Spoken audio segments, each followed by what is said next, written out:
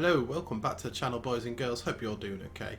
Now today we're going to be looking at what happened in Niarja, as over the space of 36 hours the system went from high sec to full final liminality. Now we'll be going into detail on how this all happened and whatnot. So there's been a combined effort from the Triglavian community, the Triglavian initiative, and Goonswarm. Now, I will be adding in a ping that was sent out from Legacy, who basically said that they need this system for their logistics. Now, that's for the war effort that's going on in Imperium, and after a few discussions in Goonswarm and the fact that obviously Goonswarm wanted to impact this to affect the war and affect their logistics, it went really well for them. So they formed a fleet, a Ferox fleet, which then combated, not directly because it was still high sec when they first entered, and then low sec they just went completely uncontested. And so they brought a Ferox fleet in and they was doing offensive logi.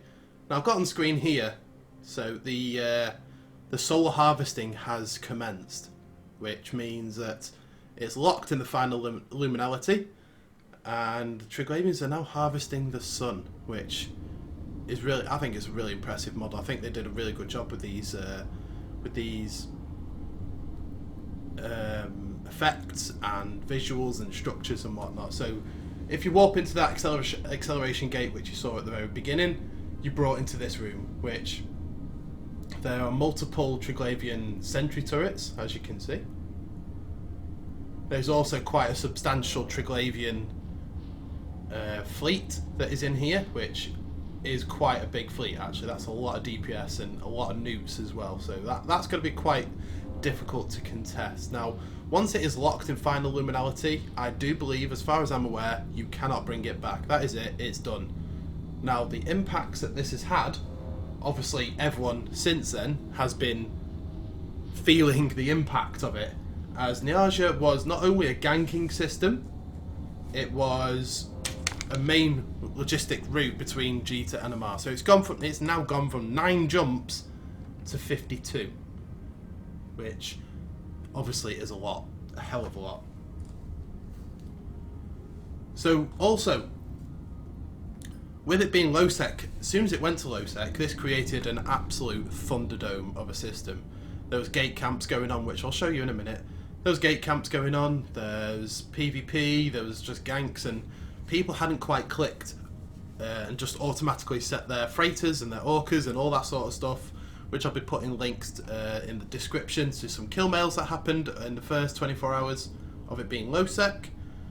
Because obviously once it goes into Triglavians' hands, it goes to effective low sec, except you don't have the Sinos and you don't have any other benefits of low sec. It's just the fact that there's no gate guns, there's no Concord, so if you go in there now in a big ship like a freighter, you're gonna die pretty much, if there's someone there anyway. So first of all, on to who was involved. So the Triglavian initiative and the Triglavian community, they are the ones that are fighting hard for these systems. So they've been forming pro-trig fleets throughout and taking quite a lot of systems, and they were getting absolutely swamped by Legacy members, which is a null block, a member of Brave Collective and PamFam and all that sort of stuff. And also Test did say that they were going to form a fleet to come and knock Goons back, as Goons decided, right, we don't normally get involved in this, but this is an opportunity to not only just impact the game forever, because these systems cannot be brought back, but also massively hinder the logistics of Legacy and whatnot getting supplies down to the front line of the war. So it benefited us in that way, which is good. But also it's turned Amarr to Jita into a much longer run, which now brings us into the next point. People are speculating that Amarr Trade Hub is going to suffer, which it probably will, because on that 52 jumps or whatever it is, I think it's 52 or 54 from Jita to Amarr, if you avoid in Niarja, there is Dodixie and Wrens along the way. Now, those systems will more likely get stocked better than Amarr because it's a shorter distance, shorter travel time, less time involved in transporting, therefore quicker profits and whatnot. So I think personally Amarr is going to fall down to more local industrialists stocking the market. So prices probably will go up a little bit in Amarr.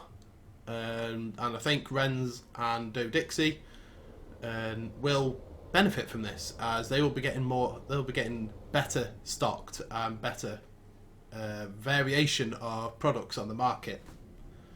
So just looking on the screen here, these are some of the, I've just been going over some of the structures that are in the system. This is like a mining outpost for Triglavians, so gathering resources for the war efforts.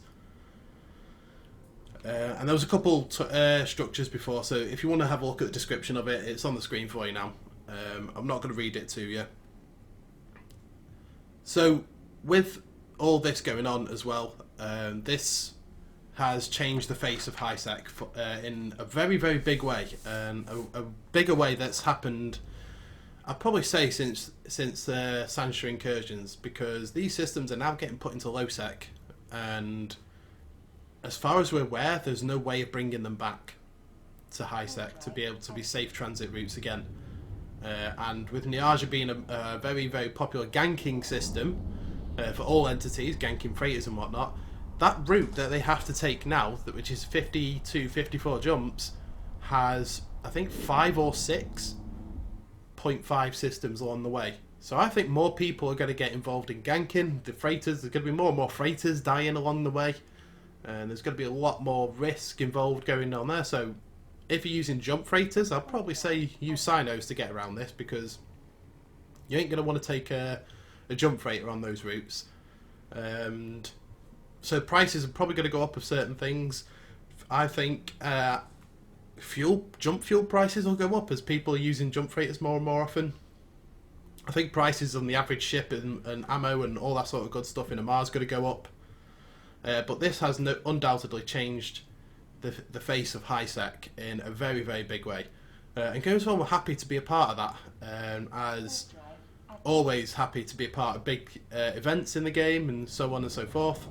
And this is something that GamesForm has not really got involved in the past, and it has been a first time getting involved in this, which is very, very interesting. But all these this weather in here now is pretty much like it's going to be there's going to be weather like this in nullsec. So as of recording, there's been a couple storms that have already flagged up. One's in Syndicate, Providence, and another one in Tribute.